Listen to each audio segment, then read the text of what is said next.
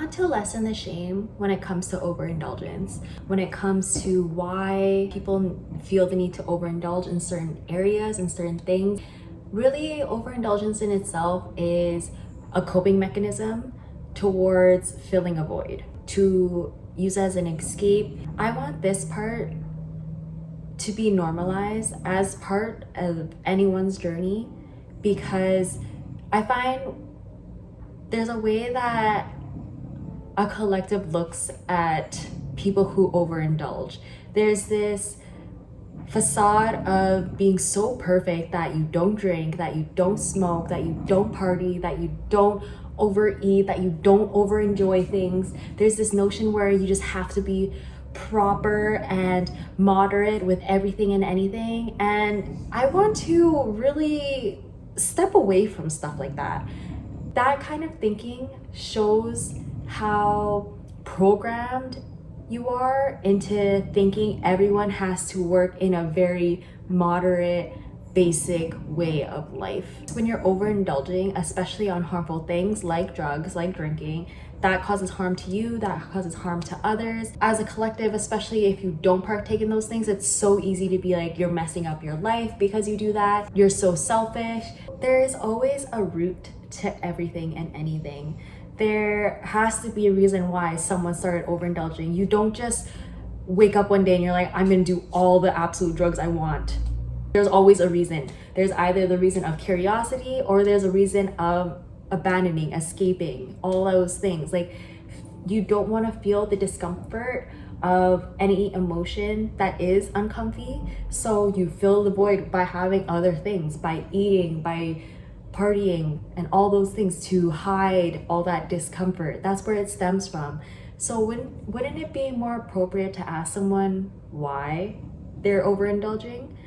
For me, as an example, it wasn't that I just simply loved to party. It wasn't simply that I loved the drugs, I loved the drinking, I loved the overspending. It wasn't necessarily I liked doing those things, but I liked how much it was helping me not think about my problems. It was helping me mask all that pain, all that trauma for years. So I got into those things because they were easier. They were much more tolerable to deal with for like the next day. Like if I had to deal with a hangover, oh, that's better than dealing with years of trauma. So I went with that for a few years. I always wished I had someone ask me why I was partying so much. Instead, I was definitely more shamed for partying so much. Always at the butt end of, will you party like this? Will you do this? Will you do that? Your life is like that. All you want to do on the weekend is that.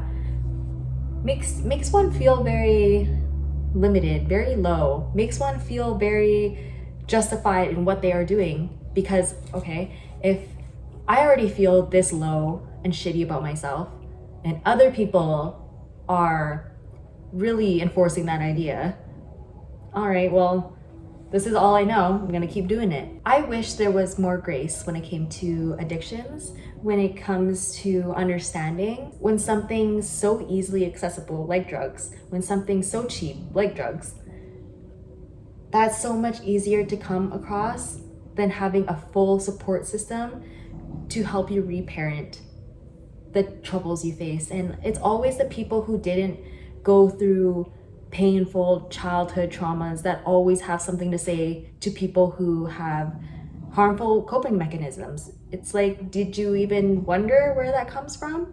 I find this is where a lot of community tone deafness comes from when it concerns homeless people. For 1 minute, before you judge a homeless person, have you ever talked to one? Have you ever asked someone how they became that way? There's so much more understanding I wish we as a whole focused on, rather than the, oh, I'm doing better than them. Okay, I can talk down about them. Okay, I know my trajectory in life, I think, is so much better than their trajectory in life. I don't know, I've dealt with so much harmful stuff. I don't know why they can't just deal with their own harmful stuff. It's always about centering around the ego so much, having it so individualistic when it concerns that, when Instead, when you're thinking of another person, you should be thinking collectively. You should be thinking of, oh, what are the troubles they're going through for them to be like that. Of course, you don't have to help everyone you meet. You don't have to talk to everyone you meet, but before you judge everyone you meet, you best believe you better talk to them first. That just really shows where your heart's at. If you're so inclined to judge another person going through rough times, no one who's addicted to the partying scene is 100% happy. Especially if you've been in it for years, you're not happy. Your happiness is that dopamine rush when you're all together with people who are doing the same thing as you, and then you're able to bond after that. You're able to be vulnerable after that. The only way to let your guard down is by being intoxicated.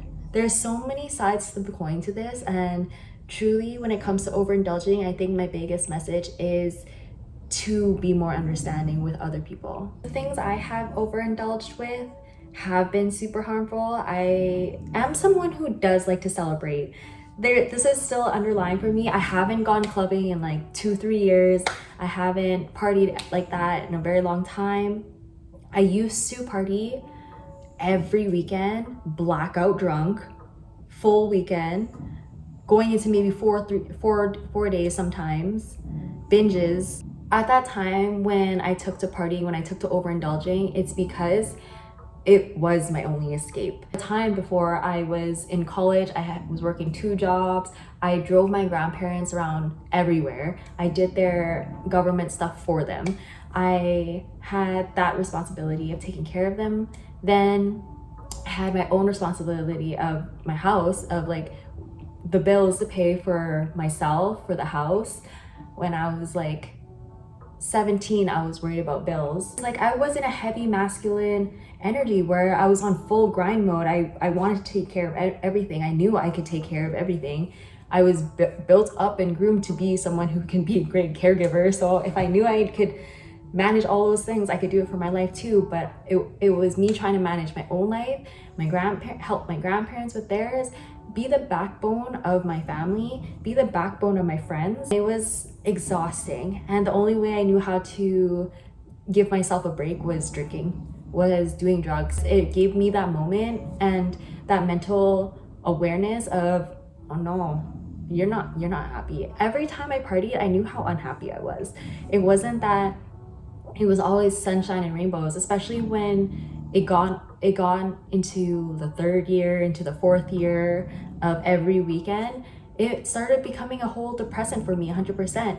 When I first really got into drinking, like drinking to numb the pain away, I was 16 when I started doing stuff like that. It just got super bad. At one point, I started drinking alone. I started not telling anyone I was drinking without them. I would purposely black myself out every time I drank with other people.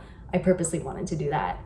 It was such a hard time, though I didn't know how to stop. At that point, I knew I was a little addicted to the partying life. It was hard to hear. I was being told constantly, you're addicted. But it came out of a place of like judging, where I didn't feel like I could accept that. Easily got influenced, I easily was influenced, and I just stayed influenced in all of this. When I first tried MDMA, it was the best thing for me that year. It was so unlocking, so healing. I found out recently, like within this year, that MDMA actually has a lot of properties of psychedelics. I believe that 100%. It was crazy healing for me because it made me realize how clouded I was in pain. By that time, when I first tried it, I had lived with my ex for a year, and that year was completely challenging for both of us. I didn't know safety, I didn't know consistency, and I had major abandonment wounds. It was really bad that I couldn't stay alone in the house. It caused a lot of fights. It was just so damaging for me. Then when I tried I remember finally being able to be vulnerable with him for once. My guard had been raised so high because the only reason that we ended up living together, even though I knew we weren't ready to live together, was because my family moved away from me. My family moved one by one away from me. And they were just like, watch the house. It was a lot to take in. Talking with my coach yesterday, I actually realized that I've learned to abandon myself before my ego had been fully formed. She told me that one's ego starts developing and starts realizing you're your own person away from your parents' identity when you're 7. I have been taught and told to abandon my feelings, abandon myself, like safety and all that, in all ways before I was 7. My innocence was taken from me when I was 7. I've only ever known how to neglect myself. When I got introduced to drugs and drinking, it was great for me at the time. I questioned my self-worth all the time. I questioned who my family was for a very long time. I felt I never belonged anywhere. But I had all this responsibility. It didn't make sense. I just couldn't trust that anyone else could take care of what I was meant to take care of. And every time I tried to walk away from my responsibilities, I couldn't. I was met with a lot of shame. The shame that I couldn't walk away from, so I drank. It was shame that I continuously got from my family over and over again, because I made my comfort zone within my friends and then within partying. It was all I looked forward to, because when you're on a constant high of being in many parties over and over, there's a sense of family with the people you make bonds with when you're drunk. And when you don't have a family that you can emotionally be safe with, and then you make one through trauma bonds like that, it was easy to get into. I did feel like at the time too, no one even still fully understood me without me drinking and doing drugs.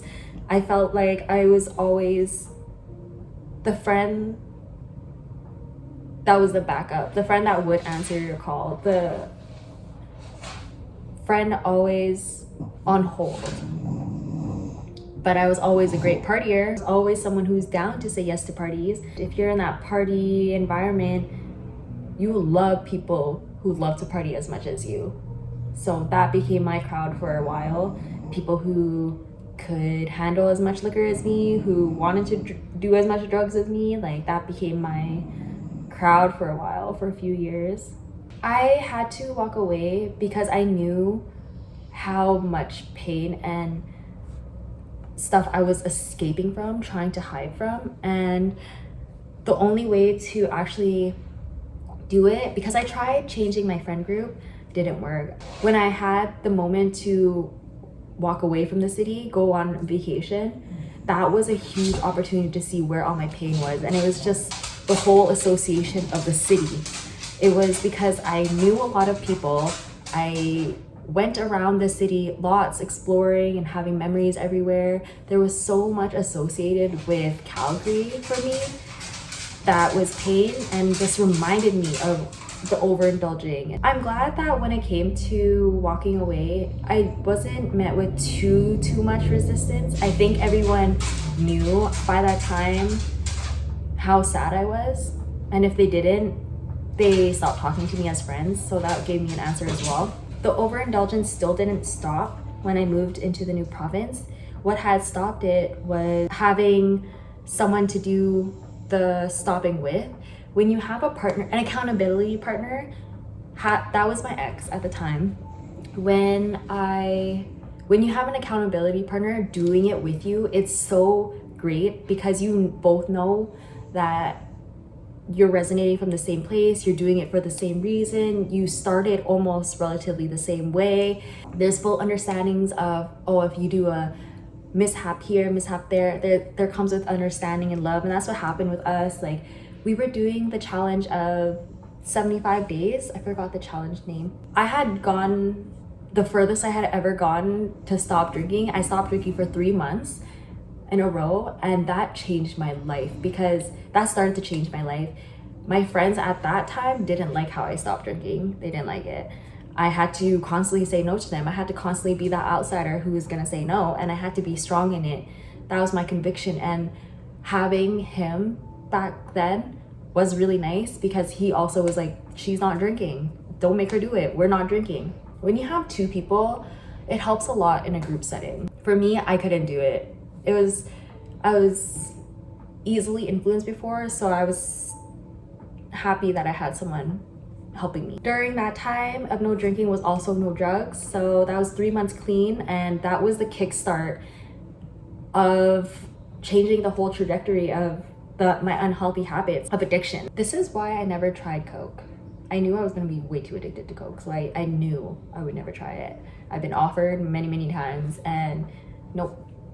There's also overindulging in pain in itself. So that looks like repeating old cycles. That looks like having the same relationship over again, but with different people. Constantly abandoning yourself by staying in groups where you do feel lonely, staying in any kind of connection where you feel lonely, but you'd rather have someone physically right beside you, even if it means being on the phone, than having no one at all and feeling empowered in your own company.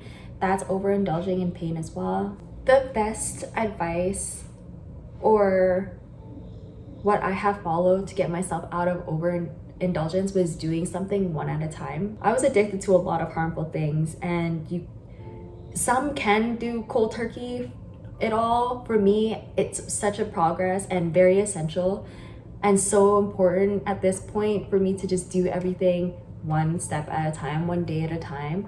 That will help you not make overcoming anything so scary. As long as you're like, I'm doing 5% better every day, I am going towards overcoming this 10% at a time, that's enough.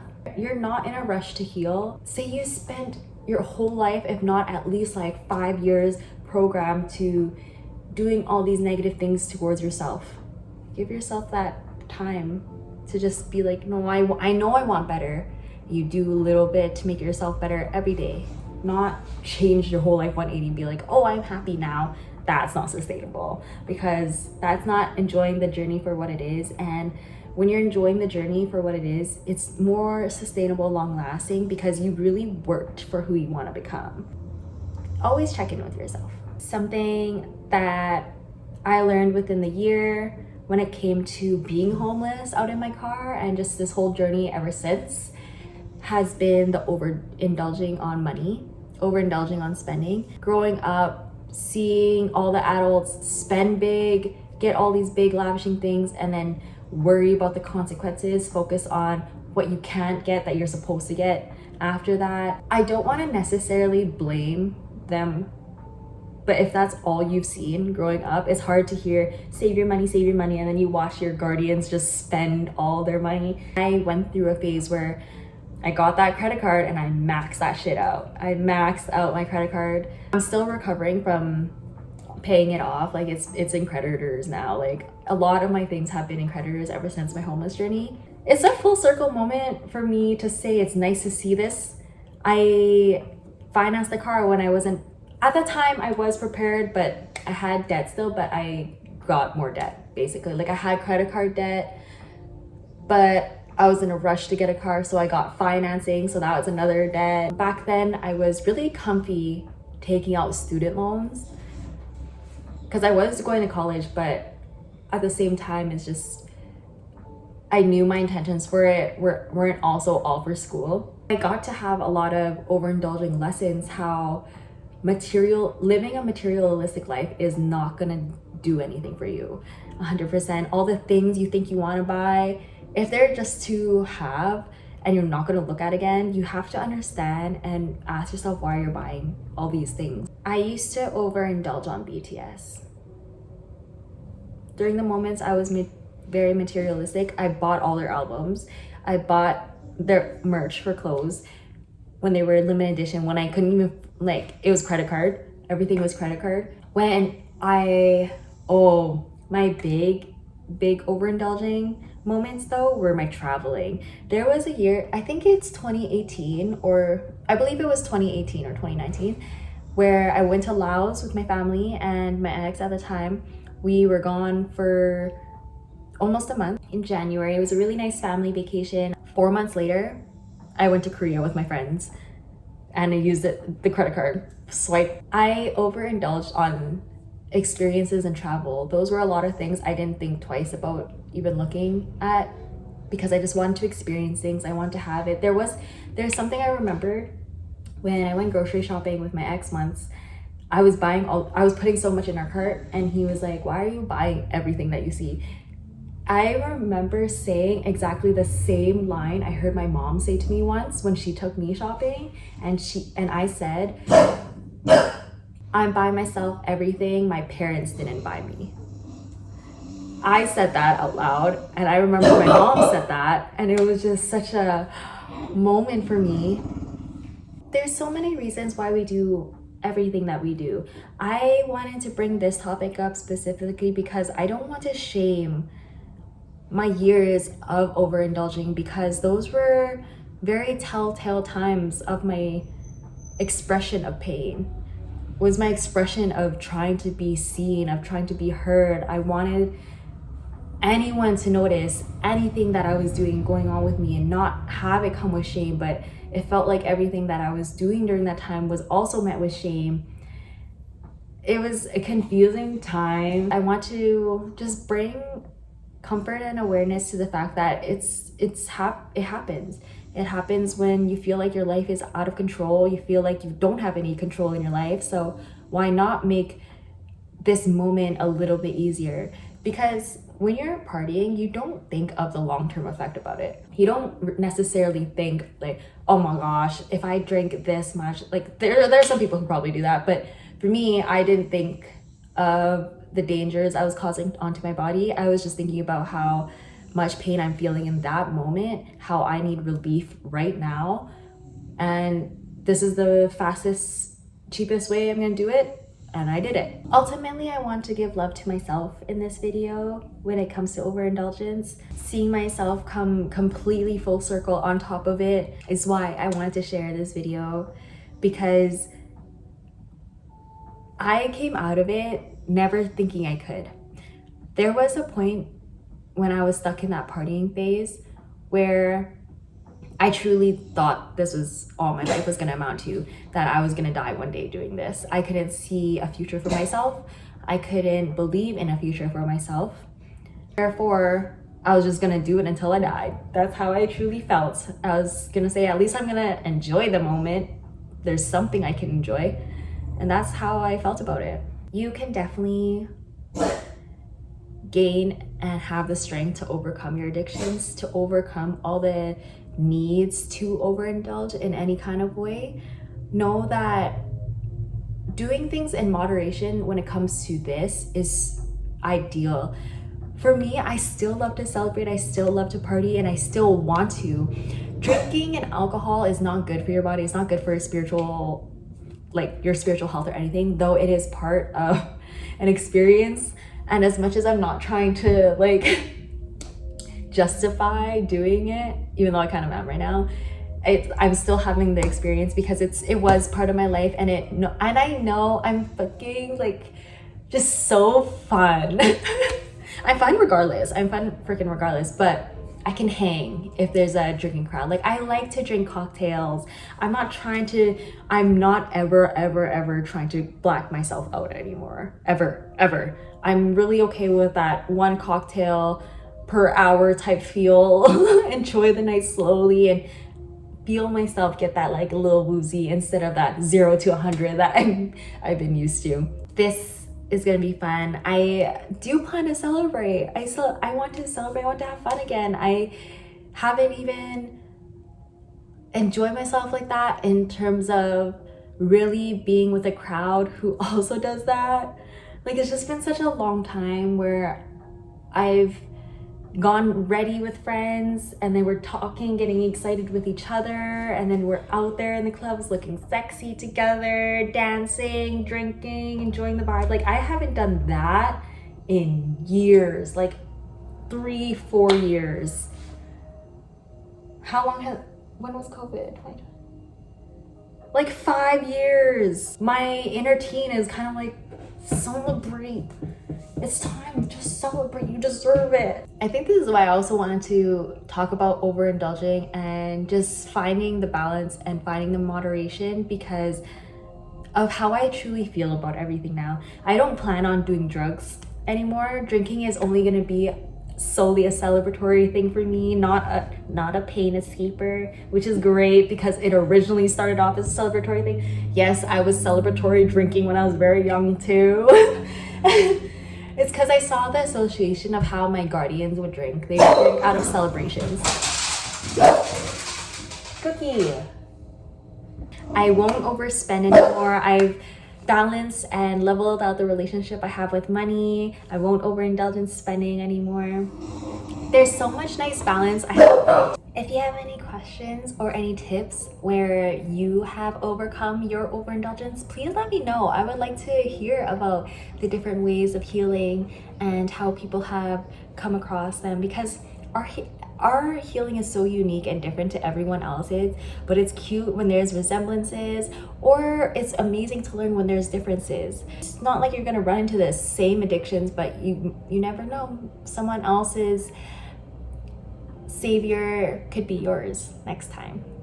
It's always great to talk to each other and learn about all the things unseen that we don't say, that we should start saying with each other, because it's not the fact of oversharing, it's just who is solely right for us to share things with.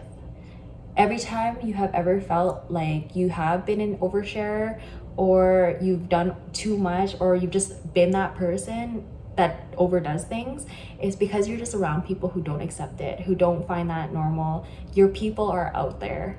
Your people will accept you and want to get to know you, but you have to also allow yourself to get to know these parts too, and understand your systems and your programming, and see where you want to head into that programming for later, what you want to evolve to. Those things are really great for reflection. I hope this video helps in any way, and if not, I hope it brings any kind of comfort or entertainment. Thank you so much for your time. Thank you so much for your energy and love. Sending it right back.